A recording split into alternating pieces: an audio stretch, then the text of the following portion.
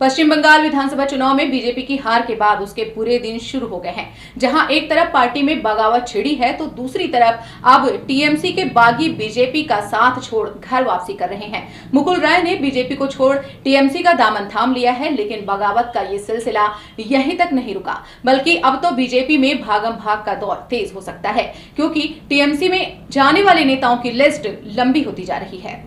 पश्चिम बंगाल में बीजेपी कमल के साथ कमाल करने के सपने संजोए बैठी थी, लेकिन ममता ने ऐसी पटखनी दी कि बीजेपी के सारे अरमान आंसुओं में बह गए। और अब चुनाव में हार के बाद बीजेपी की मुश्किल खत्म नहीं हुई है। जिस नेता के दम पर वो दीदी को दम दिखा रही थी, वो ही कमल का साथ छोड़ तृणमूल में वापस आ गए।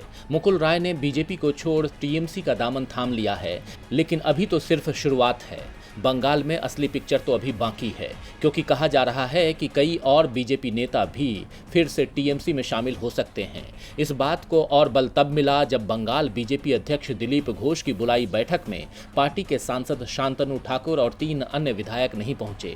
दरअसल बीजेपी सांसद शांतनु ठाकुर और 3 अन्य विधायक बंगाल बीजेपी अध्यक्ष की जिला संगठनात्मक बैठक से दूर रहे, जिससे बीजेपी में दल बदल की संभावना की अटकलें तेज हो गई हैं। ये घटनाक्रम उस दिन हुआ जब पार्टी के राष्ट्रीय उपाध्यक्ष मुकुल राय ने टीएमसी में वापसी की।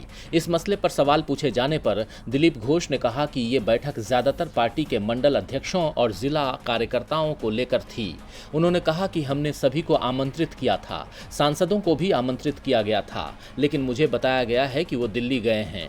अब भले ही बीजेपी नेता कितनी भी सफाई क्यों न दे दें, लेकिन हर कोई जानता है कि दिल्ली तो बहाना है, असल में तो बीजेपी से दूरी बनाना है। ये बात नेताओं की नाराजगी साफ बयां करती है। बताया जा रहा है कि प्रभावशाली मतुआ समुदाय के एक प्रमुख सदस्य सांसद शांतनु ठाकुर विधानसभा चुनाव से पहले ही बंगाल में नागरिकता कानून को लागू करने को लेकर बीजेपी के रुख से असंतुष्ट हैं। अब साफ हो गया है कि बीजेपी में भगदड़ का दौर तेज हो सकता है। अगर वाकई में ये तस्वीर सामने आई तो बीजेपी का कमल पूरी तरह से टूट जाएगा। डीबी लाइव की रिपोर्ट।